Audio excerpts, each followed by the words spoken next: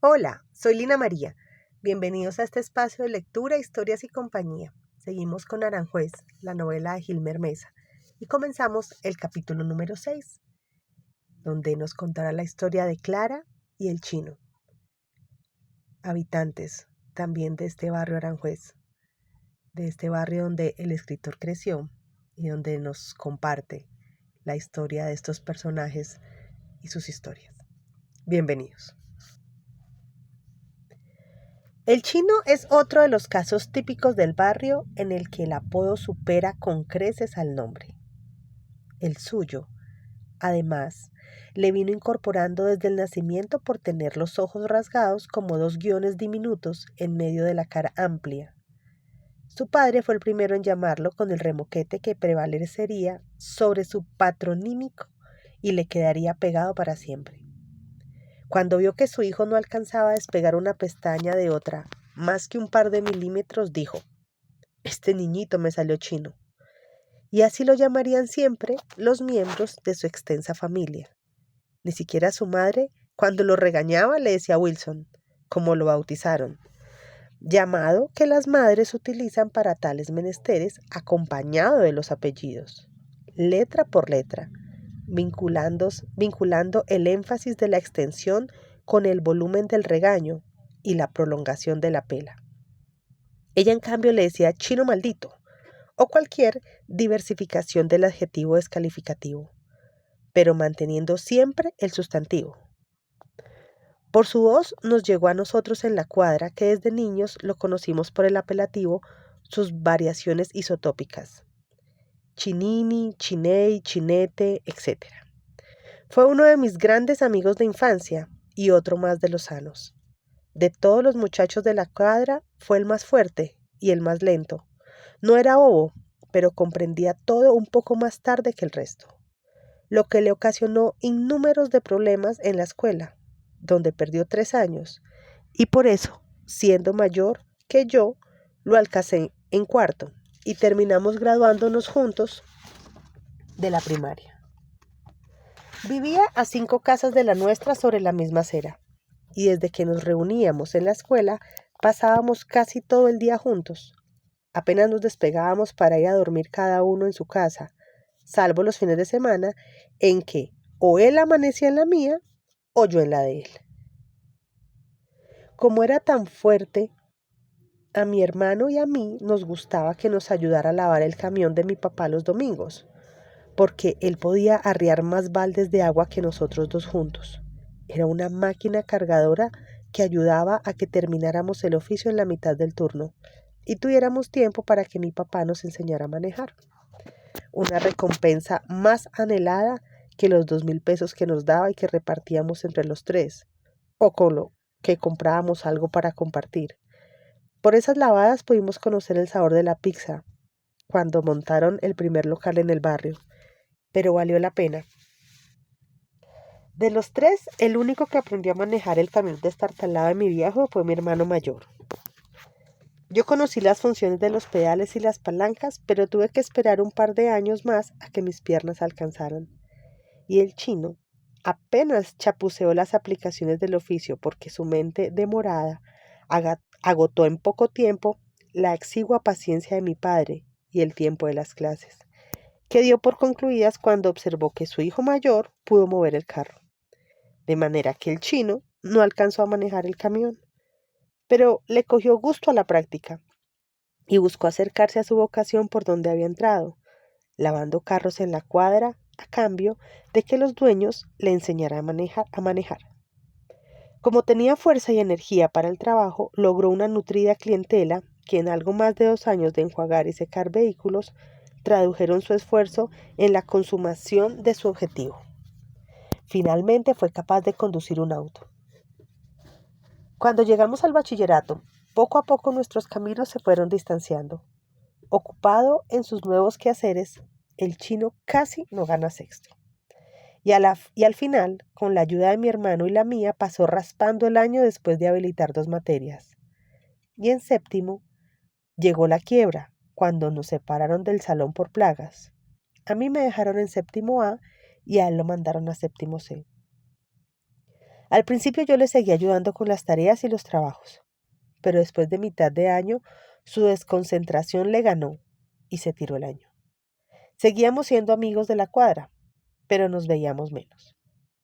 Con la pérdida del curso decidió enfrentar a sus padres y comunicarles su irrevocable decisión de abandonar el estudio. Soportó con gallardía el castigo de 20 rejazos propinados por su padre como colofón de la charla, y desde el día siguiente se dedicó por completo a lavar carros, a hacer mandados, cargar mercados o cualquier oficio que le diera dinero y le permitiera ir pasando y aportar para su casa mientras cumplía la mayoría de edad. Y podría emplearse de chofer, que era lo único que ocupaba su mente casi todo el tiempo, con solo apenas un pequeño espacio para pensar en Clara. Como me lo comunicó una tarde, en que a falta de algo mejor que hacer me arrimé a su puesto de trabajo y mientras embetunaba las llantas de un taxi me dijo que esa niña le parecía muy bonita y le gustaba mucho. Clara era una vecina de ambos, que hacía honor a su nombre. En ella todo traslucía, su piel, sus ojos y su cabello rubio despejado como el sol de las madrugadas. Para cuando el chino me confesó su gusto secreto, ella se acercaba a los 13 años y era una de las muchachas más bonitas del barrio y del colegio. Y como yo mostré mi asombro ante la revelación, el chino, sabedor de su condición lumpen y soñadora, ripostó ante mi gesto. Yo sé, huevón, que esa niña nunca se fijaría en mí, pero eso no le quita lo mamacita. Y yo reparé que hay personas a las que siempre hemos tenido enfrente en nuestra cotidianidad, pero que no notamos hasta que alguien más a través de su mención las dota de existencia y empezamos a percibirlas, reconociendo su cercanía o nuestra ceguera. Con Clara me ocurrió eso. Después de la charla con el chino empecé a prestarle mayor atención. La veía en el colegio con sus amigas y en recorridos por la cuadra y los alrededores los fines de semana. Así fue como observé cuando empezó a despertar interés en los muchachos de la esquina, en especial en Clarence. Ella transitaba una edad peligrosa en el barrio, edad en que dejan de ser admiradas para comerciales de aceite Johnson y se insinúan como modelos de vestido de baño. Edad ambigua, donde les queda grande el título de niñas y pequeño el de mujeres. La edad más peligrosa del mundo para una mujer en un barrio como el nuestro. Edad de ofertas y descarríos, en que dejan de ser bonitas y se vuelven hermosas, convirtiéndose de un día para otro en factibles presas de los depredadores. Esas implacables fieras que habitaban en la esquina por donde todos los días tenía que pasar. Al principio solo fueron piropos y lisonjas que la chica recibía agachando la cabeza. Pero pronto se transformaron en cortejos frontales y paseos coreados. Clarence, uno de los bandidos de la esquina, puso los ojos en ella y la galanteó sin reparos. La esperaba a la salida del colegio y la llevaba de la mano hasta su casa. Y ella correspondía con insinuaciones tímidas y miraditas coquetas, hasta que un día lo vi haciéndole visita en la acera como novio oficial, y pensé para mí, ay, Chinini, si antes esta nena era imposible por su belleza, ahora además es intocable por sus relaciones. A las mujeres, en un barrio dominado por varones, la vida les presentaba una dicotomía infame. O se guarecen de las miradas y envites de los hombres, quedándose encerradas en sus casas, bajo la mirada avisora y cuidadosa de sus padres, perdiéndose la juventud, o salen a la vía y se vuelven objetivo nutriente de las alimañas hambrientas que merodean las calles del barrio, a los que nunca nada les fue dado y aprendieron a tomar todo por las malas, sobre todo a las mujeres, por lo que se poblaban las esquinas del espectro de un ataque frente al cual las mujeres caminaban con desconfianza, hasta que de la nada brotaba un zarpazo y acababa de un golpe con la niñez, la inocencia y toda la dignidad de la muchacha. Había una tercera alternativa igual de infamante que protegía de los ataques. otorgaba salvoconducto de movilidad y ofrecía respeto. Volverse la novia de una de las fieras. Y esta fue la que Clara eligió, pues a los 14 años se hizo novia de Clarence, quien bordeaba la veintena, y desde ese día desapareció para nosotros como mujer, incluso como individuo. Era lo que ocurría cuando una muchacha decidía ennoviarse oficialmente con un pillo. Perdía toda singularidad y solo aparecía en sociedad como el apéndice del novio, que ostentaba orgullosamente su propiedad, sobre todo lo concerniente a su mujer.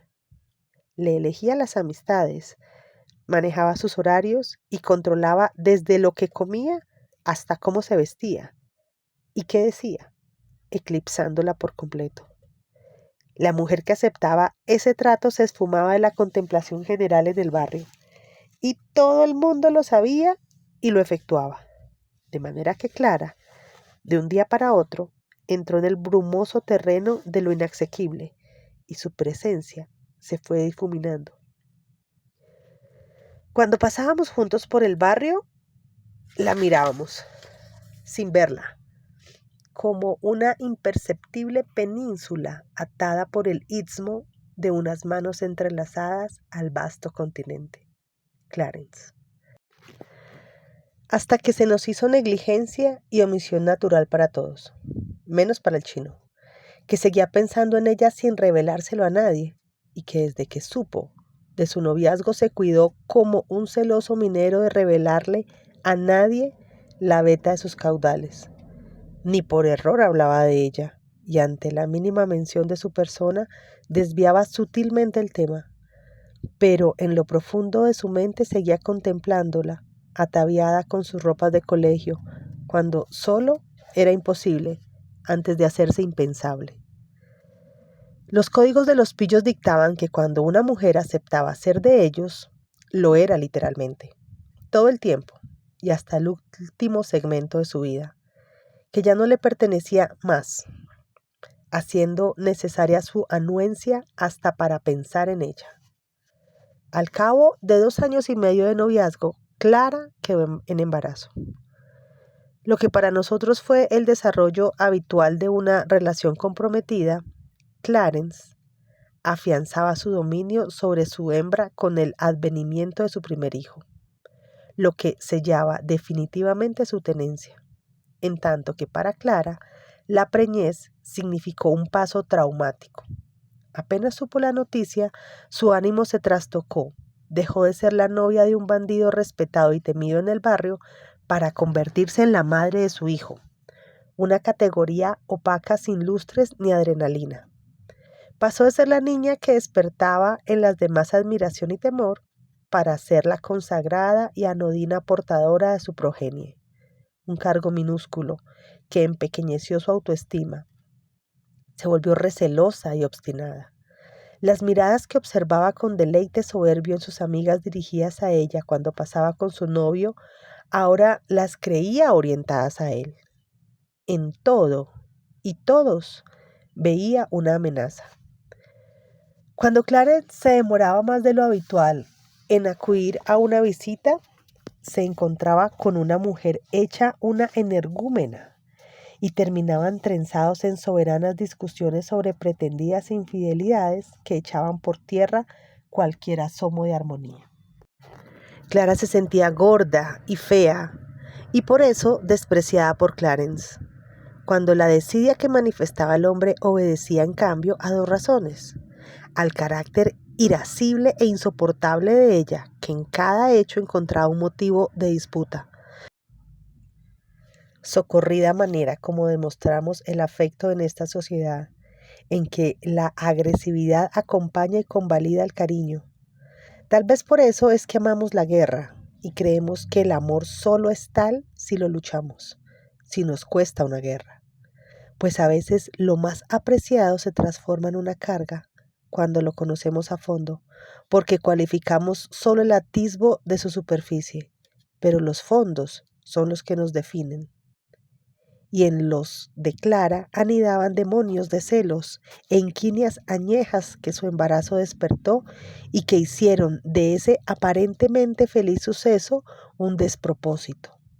Nada le gustaba, a todo le encontraba un pero y terminaba atacando a su novio por cualquier nimiedad, conduciéndolo a replegarse sobre sí mismo y quedarse callado y aislado cuando estaba en su presencia, pensando en su hijo y en el futuro que le esperaba, de donde surgió la segunda y más poderosa razón de su ensimismamiento, el miedo.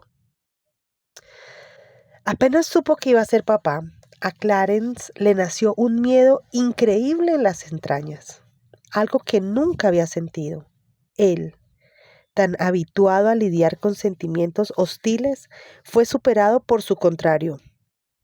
Pensaba en su hijo con ternura, bondad y profundo amor, lo que afectó su relación con el mundo y la realidad. Lo horrorizaba que algo malo le pasara, que lo encarnaran, lo hirieran o lo mataran, porque sentía la necesidad de estar al lado de su hijo, de criarlo y acompañarlo en su vida.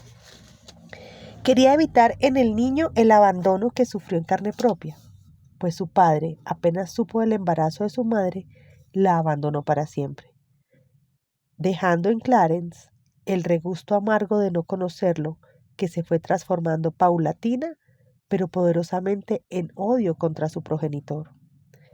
Siendo niño se lo imaginaba con caras posibles y sonrientes que lo cargaba y lo acompañaba como veía hacer a otros padres con sus hijos en la escuela. Al pasar el tiempo e ir entendiendo el cuerpo de su abandono y lo irremediable de tal situación, las caras amables con que dotaba sus quimeras se hicieron caras aborrecidas, ojos torvos y sonrisas cínicas que lo despreciaban y a las que odiaba anónimamente. Tal fue el encono mudo contra su padre que empezó a pensar en él cada que le encargaban matar a alguien. Le ponía la cara odiada a sus víctimas para expeditar su labor y conseguía, al menos transitoriamente, vengar en los demás lo que adentro agraviaba. Algunos hijos abandonados crecen para perpetuar ese ultraje en otras personas y abandonan sin miramientos, entendiendo esa prolongación como la recompensa del universo por su desolación. Otros, en cambio, como Clarence, se van al extremo opuesto, expiando con sus hijos lo que ellos siguieron, volviéndose empecinados y sobreprotectores en la crianza. Por eso Clarence no soportaba la idea de lejanía de su retoño, así no fuera por su propia voluntad, contradiciendo su profesión.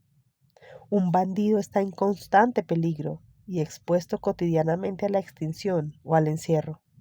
Es el precio que pagan por la vida que eligieron. De ahí que las ataduras, en vez de afianzarlos, los exponen, y por eso, en la mayoría de los casos, la familia es su punto débil. Él lo sabía, y de ahí su miedo. Su hijo representaba el talón de Aquiles que ningún pillo quiere develar, con lo que en su cabeza confundida empezó a germinar la idea de dejar el hampa. Un bandido con miedo es como un carnicero con hematofobia. Y como él no pensaba ni quería dejar de ser padre, tendría que dejar de ser pillo. Pero ese es otro abandono difícil que la mayoría solo consigue con la tumba. Él también conocía ese aprieto, con lo que buscó la manera de ir soltando de a poco su vínculo con la esquina. Empezó a retirarse temprano con el argumento de que su esposa estaba en los últimos días. Y luego se fue a vivir donde Clara, para esperar el parto, cosa que lo obligaba a la sobriedad y el encierro. Sus colegas se solidarizaron con su causa provisionalmente, aunque se empezaron a escuchar chanzas sobre cómo lo tenía dominado su mujer, a la que en broma llamaban la fiscalía. Él se dejaba gozar con tal de no delatar el motivo real de su recogimiento, el pánico. El alumbramiento llegó un miércoles de marzo a las 7:30 de la noche. Nació un niño sano y rosado al que llamaron Miguel. Apenas lo tuvo entre sus brazos, Clarence, un pillo duro de los de antaño, supo que su rabia había terminado. Sintió el desahogo profundo de algo oscuro que venía cargando toda la vida. Respiró un aire limpio por primera vez, como el secuestrado que asoma la nariz por una endija. Y lloró.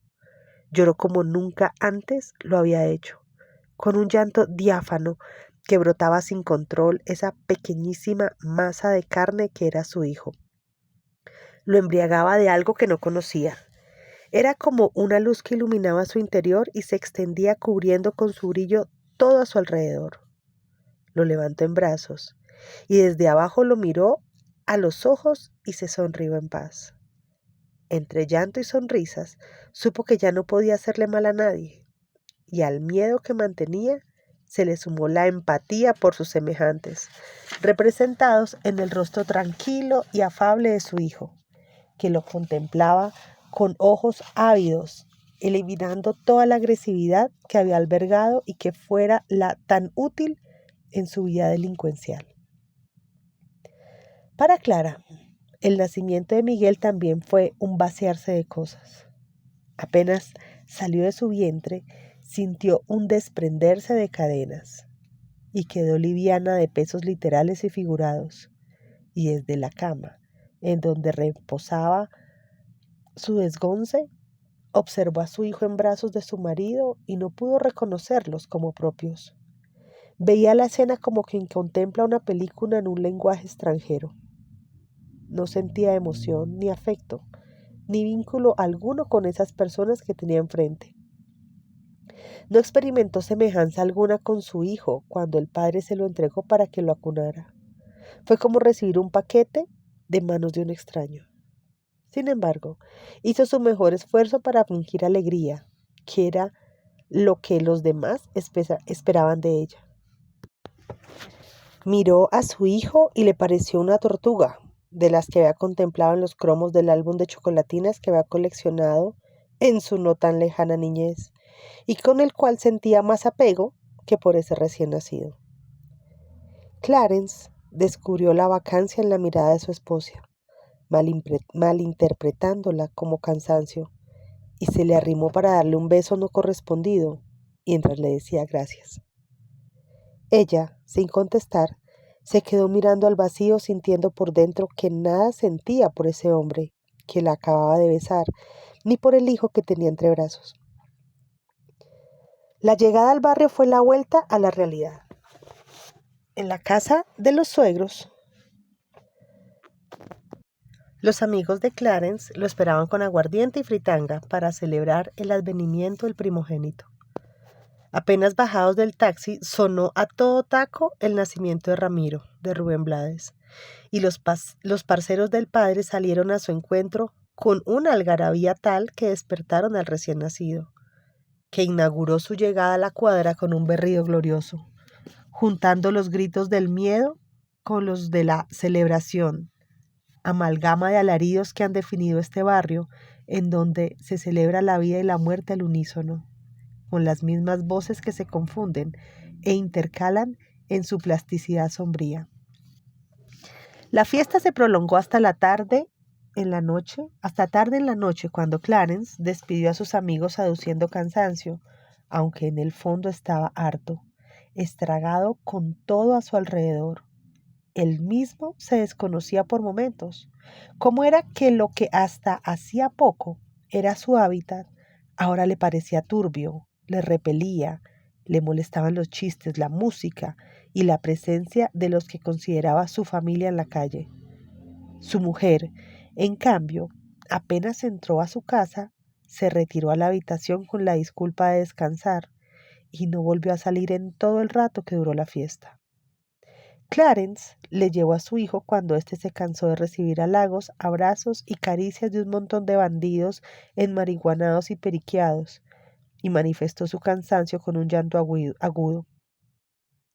Al traspasar la puerta de la recámara, encontró a Clara embebida, mirando de nuevo al vacío, y quiso sonsacarle una sonrisa indicándole que el niño la requería.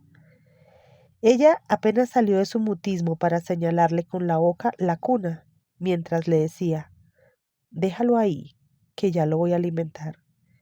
Mientras que él, confundido por la respuesta gélida de ella, exhausto por la parranda inesperada de un barrio que sentía tan alejado de él como su esposa de su hijo, se recostó sin tener cabeza más que para su hijo, a quien después de acostarlo se quedó contemplando largo rato. Tampoco sabía por qué ese niño lo emocionaba a tal punto que no resistía su presencia más de un minuto sin que sus ojos empezaran a desprender lágrimas. Lo conmovía como nunca nada lo había hecho. En la cuadra todos nos enteramos del nacimiento por la fiesta y nos dimos mañas para rodear la casa y contemplar a la distancia al niño, o para arañar algún guaro que alguno de los bandidos nos convidaba en medio de la fiesta. Todos menos el chino, que vio llegar a la familia agazapado en la esquina contraria, disimulando su desconsuelo con una botella de gaseosa que bebía a sorbos lentos y pensativos. La gente no se percató de su presencia, abstraídos como estaban por la novedad del nacimiento y la novelería de la fiesta. Pero yo lo vi, con un dulce abrigo al hombro, mirando sin ver la casa de la mujer que tanto le gustaba y que cada día se le hacía más inalcanzable. Se le notaba lejos, como vive en pensamientos largos, como plazos de preso. Los días que siguieron fueron monstruosos y dilatados. El niño demandaba atención recurrente de una madre distante. Dormía poco y mal, lo que mantenía a Clarence indispuesto y ofuscado. Además de que con los días crecía su amansamiento, no le provocaba salir y le molestaba enterarse de cualquier cosa que tuviera que ver con su vida de ampón. Pero la calle es celosa e imperiosa y pronto fue requerido para trabajos propios de su oficio, que realizó a las carreras y de mala gana. También Clara cumplía con sus funciones de madre a regañadientes. Ambos vivían duplicados, pero con objetivos contrarios. Clarence era uno en la calle, o al menos lo aparentaba, rudo, serio y resuelto, y otro en la casa, en donde no salía de una sola dulzura para con su hijo. Clara, en cambio, tenía que fingir cariños y realizar oficios de madre que no sentía. Pero cuando se quedaba sola, se entregaba a su desidia, a sus ensimismamientos, donde no pensaba en nada concreto, solo divagaba en nadas y acunaba el desprecio contra todo y todos, haciendo énfasis en su marido. Y a veces pensaba qué le habría ocurrido para entrar en terrenos tan áridos, sin ningún estímulo por nada. Pero pronto renunciaba a la indagación y volvía a sus poquedades, en donde solo la tranquilizaba contemplar las cosas sin verlas y despreciar a Clarence.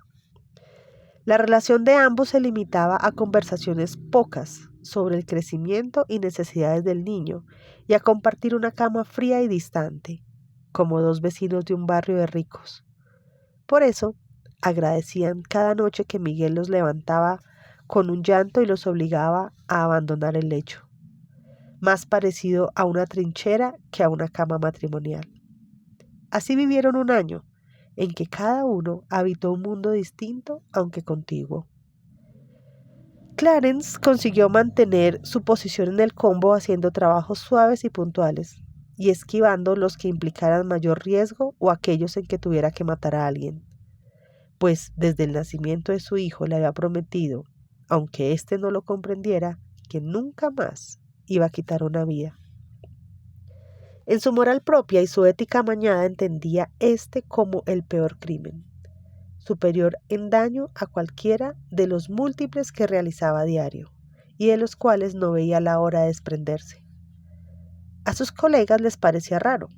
Clarence, que siempre había sido el primero en entucar, como le decían en el barrio al arresto, a la hora de los asesinatos y las fechorías, se mostraba desacertado, esquivo y hasta temeroso en los pocos trabajos que realizó y de los que no pudo zafarse.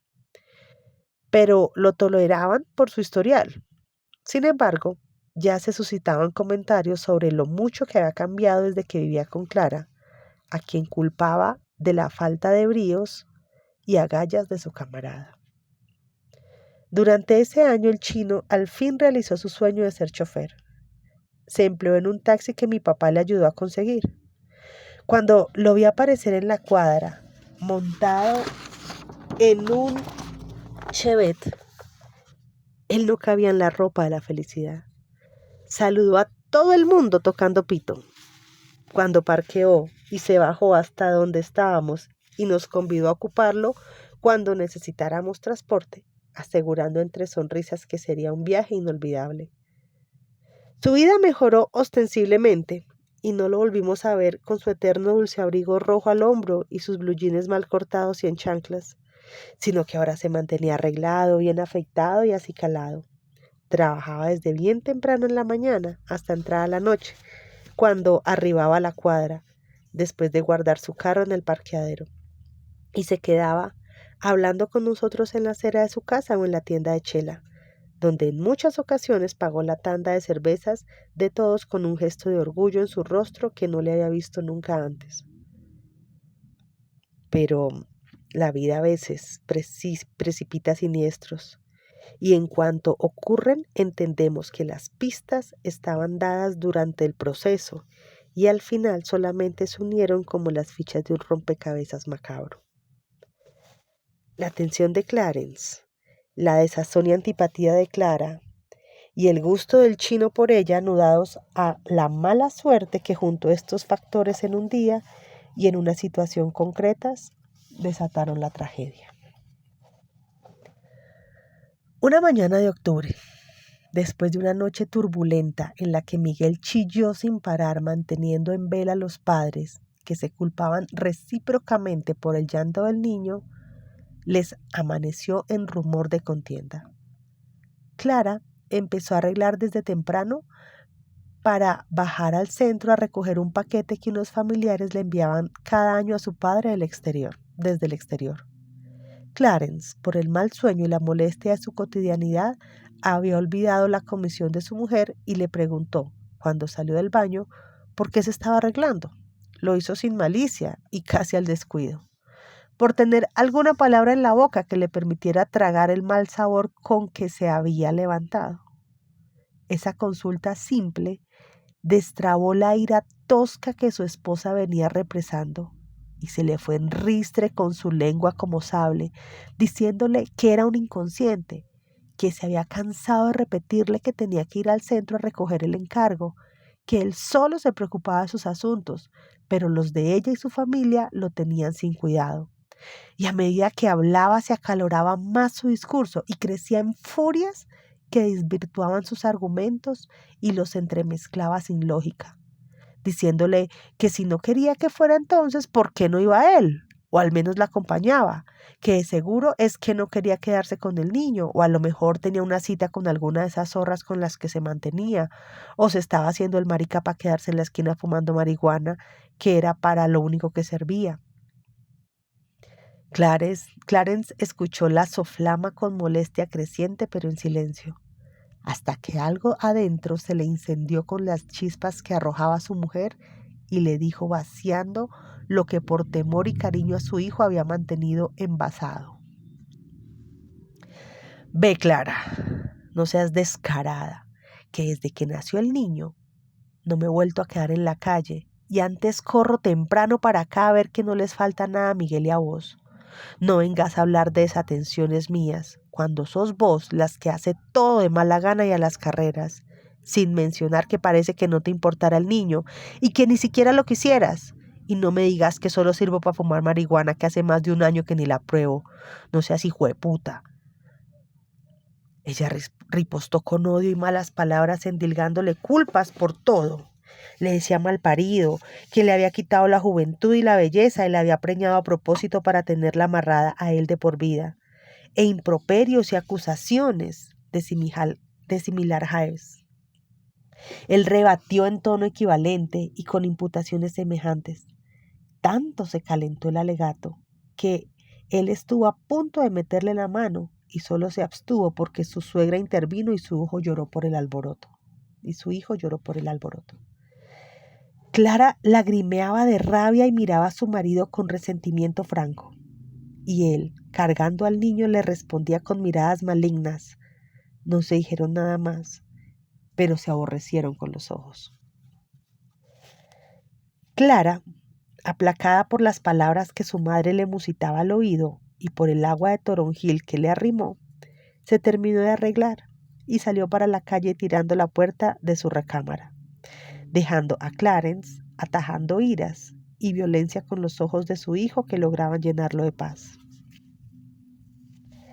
Esa mañana, el chino pensó durante el trayecto de su casa al parqueadero que iba a ser un buen día. El sol de la mañana y el cielo claro reafirmaron su actitud. Se montó en su taxi y puso un poco de música mientras se observaba en el retrovisor y se aprestó a salir. Cuando vio a Clara en la esquina contigua que estiraba la mano para coger un taxi, le pitó y le hizo señas para que lo observara. Ella se percató y esperó que él diera la vuelta para montarse en la parte trasera del vehículo. El chino no podía creer su suerte. En efecto, este sería un buen día. La saludó amable y serio. ¿Cómo está, Clara? ¿A dónde la llevo? Ella, que mantenía la ira intacta con que salió de la casa, le dijo desde atrás sin contestar el saludo: a la playa con la oriental. El chino arrancó sacando rápido el pie del embrague por los bríos que le suscitaba su compañera y el carro trastabilló y se apagó. En un segundo que se le hizo eterno volvió a darle start y arrancó despacio, pidiéndole perdón a Clara por el impasse, a lo que ella tampoco respondió. Cuando tomaron la 49, el chino estaba hecho un manojo de nervios y no paraba de observar a Clara por el retrovisor, que no se percataba de nada por estar absorta en la contemplación del paisaje que desfilaba por la ventanilla del carro. El chofer pensaba en hablarle, pero la actitud de la pasajera no admitía espacios de diálogos, y al ingresar a Prado Centro, el chino se dijo a sí mismo: ¿es ahora o nunca? Sabía que no volvería a tener la posibilidad de hablarle a solas, de manera que se decidió por lo más simple. Aminoró la marcha y le preguntó: ¿y cómo está el niño? Debe estar re grande. A Clara la pregunta la sacó de su letargo amargo, de rabia sorda, y lo miró extrañada de que el chino le hablara.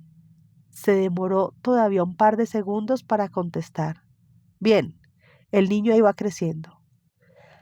Al chino esas palabras le sonaron a gloria y se desató a hablar.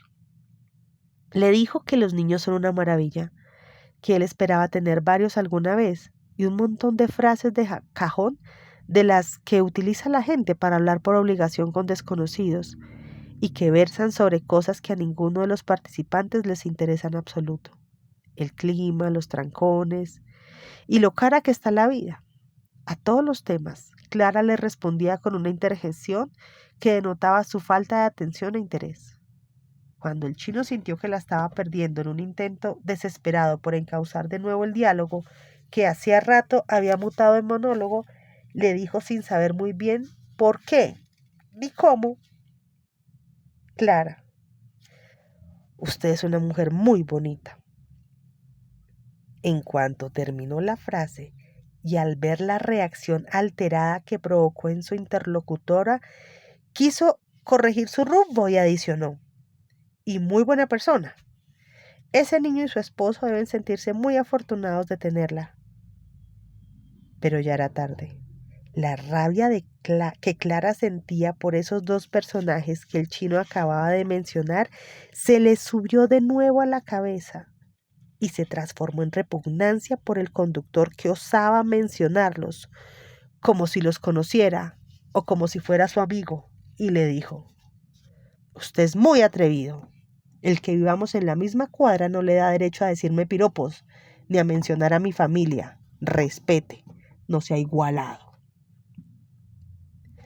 El chino se conturbó a tal punto que estuvo cerca de estrellarse por pasarse un semáforo en rojo y tuvo que frenar en seco, acabando de sacar a Clara de sus cabales y de la silla, quien con un grito le dijo: déjeme aquí, pendejo, mientras abría la puerta del taxi. El chino le gritó que lo sentía, pero ella ya había cruzado la calle y no le escuchó o fingió no hacerlo. Él se quedó pasmado sin saber qué hacer.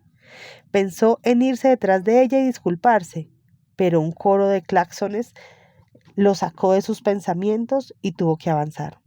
Contempló devolverse para su casa y esperar para hablar con ella, pero se dio cuenta de que no sabía a qué horas volvería, o si lo haría siquiera.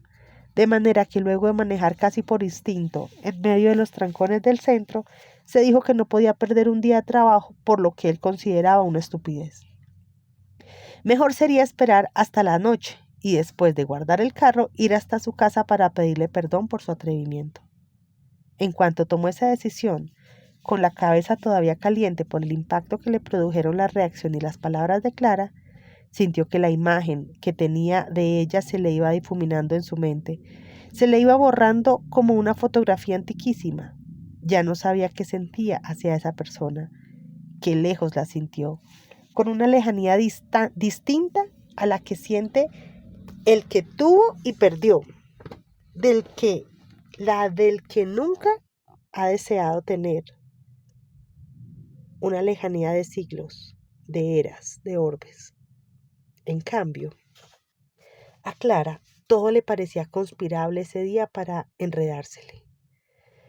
A veces atraemos los problemas por presentarnos a la vida en pendencia, y cualquier situación, por simple que sea, termina embrollada porque la contrariedad la llevamos nosotros. Al llegar al sitio de las encomiendas, estaba sudada y furiosa por su esposa, por el chino, por el calor del centro, por tener que caminar 7 cuadras y encima encontrar una fila larga que no avanzaba y que la mantuvo rumiando cóleras por 1 hora, al cabo de la cual llegó frente al mostrador para descubrir que por las prisas había olvidado la cédula de su padre y sin ella no le podrían entregar el paquete.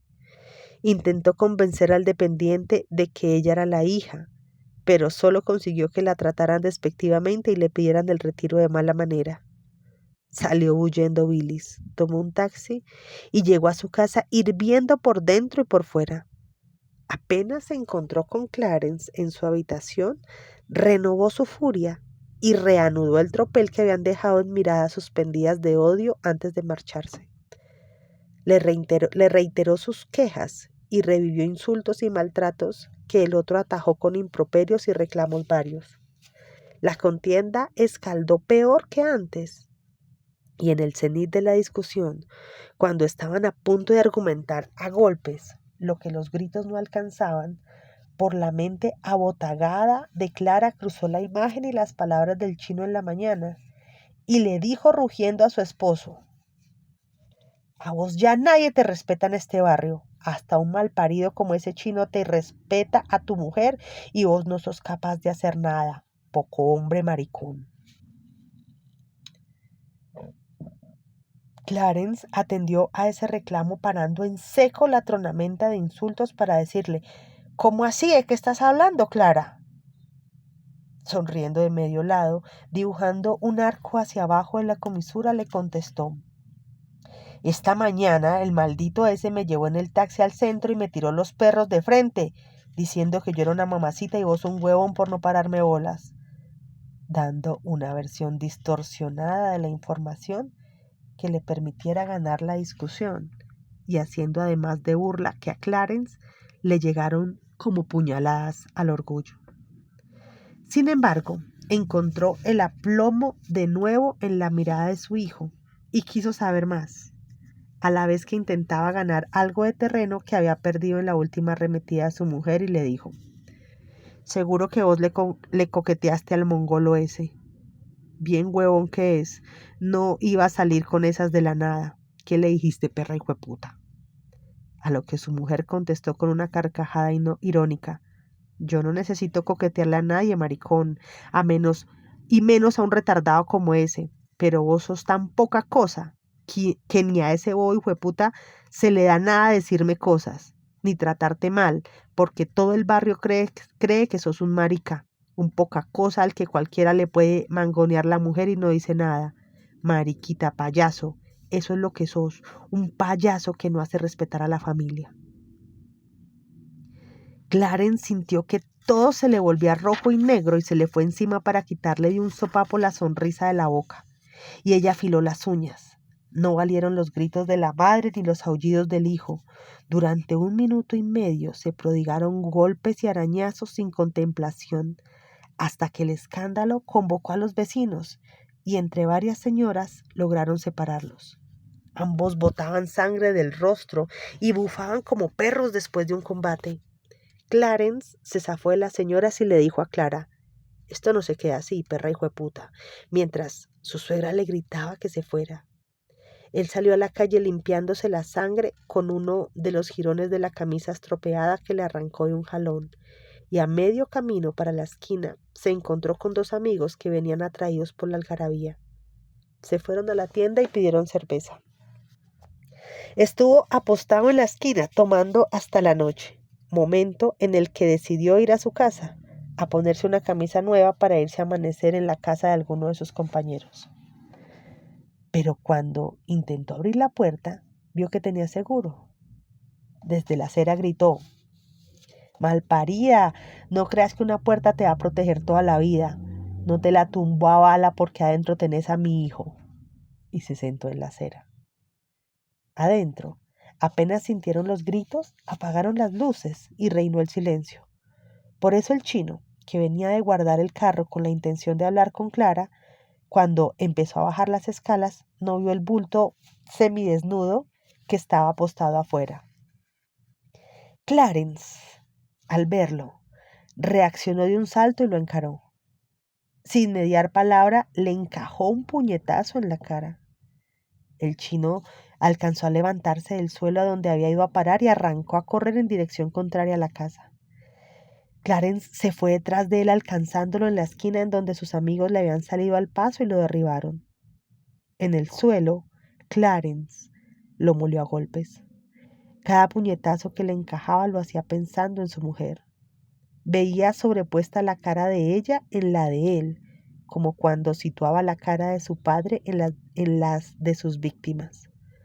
Cada puño que soltaba le recordaba la desgracia de haber tenido un hijo con ella, en cómo lo trataba y en su indolencia, mientras que el chino, que podía defenderse y que con la fuerza que tenía hubiera podido matar al otro de un golpe, aguantaba la tunda en silencio, pensando que algo muy malo había hecho y que merecía la golpiza.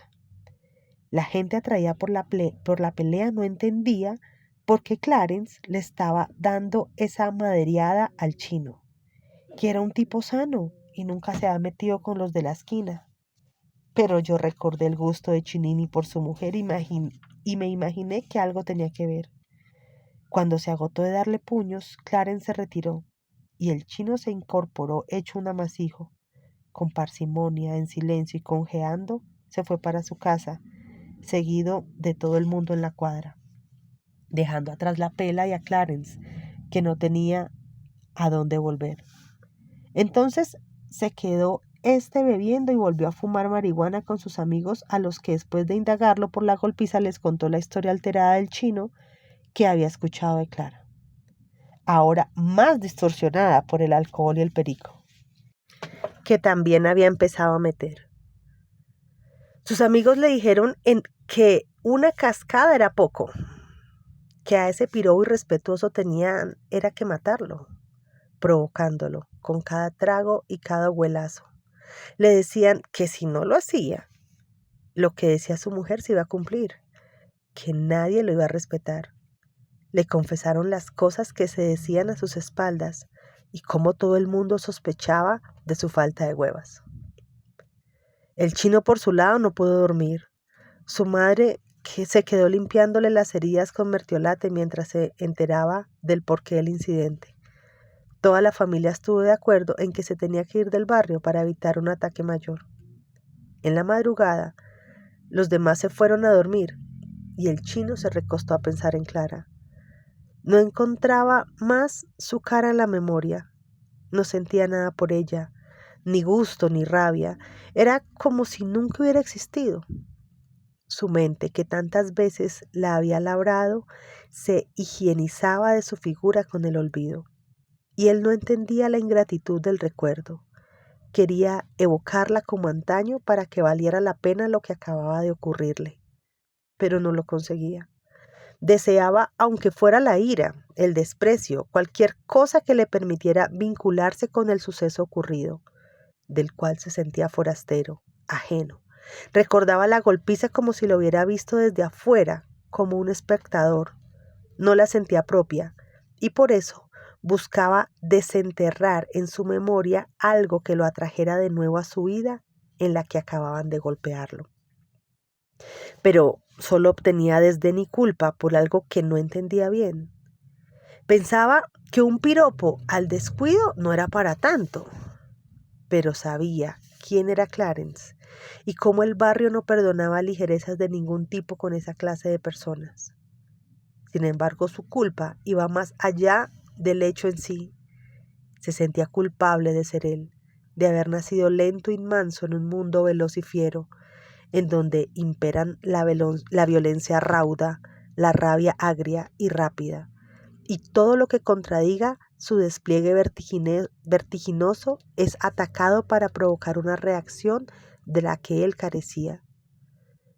Apenas aclaró el día, se levantó entre dolores y le dijo a su mamá desde la puerta de la alcoba que iba por el carro y que esa noche iba a ver para dónde pegaba mientras encontraba una casa en otro barrio, pero que él no quería quedarse más ahí. Su madre desde la cama le echó la bendición, que empató con un rezo por su hijo. Él se despidió y salió. La sociedad nos asigna unos roles dependiendo de nuestras capacidades aparentes, no de nuestras aptitudes reales, a la manera de los que reparten a los jugadores en los picados del barrio, que los escogen atendiendo únicamente a lo que resalta a simple vista. Los altos y de mejor talla van a la defensa, los minúsculos y rápidos a la delantera, los más cerebrales al medio campo y el gordo siempre de arquero. Algunos asumimos que ese era nuestro destino y por pura comodidad nunca aprobamos una posición diferente. La realidad es un repartidor infame que siguiendo esta misma lógica nos asigna unos roles aleatorios y que asumimos por la facilidad de ser aceptados de antemano para tales encargos. Y por esa misma aceptación jamás nos planteamos abandonar ese designio ni probar otro. Lo malo es que en algún momento ese papel nos supera y no sabemos cómo enfrentar ese desborde, por lo que se nos hace más fácil y cómodo seguir actuando hasta las últimas consecuencias que devolvernos a ser nosotros mismos. Clara asumió su papel de mujer notable y celosa que una vez tuvo a su hijo, dejó de serlo. Clarence, el de hombre malo con el que había crecido y que después del nacimiento de Miguel ya no quería asumir.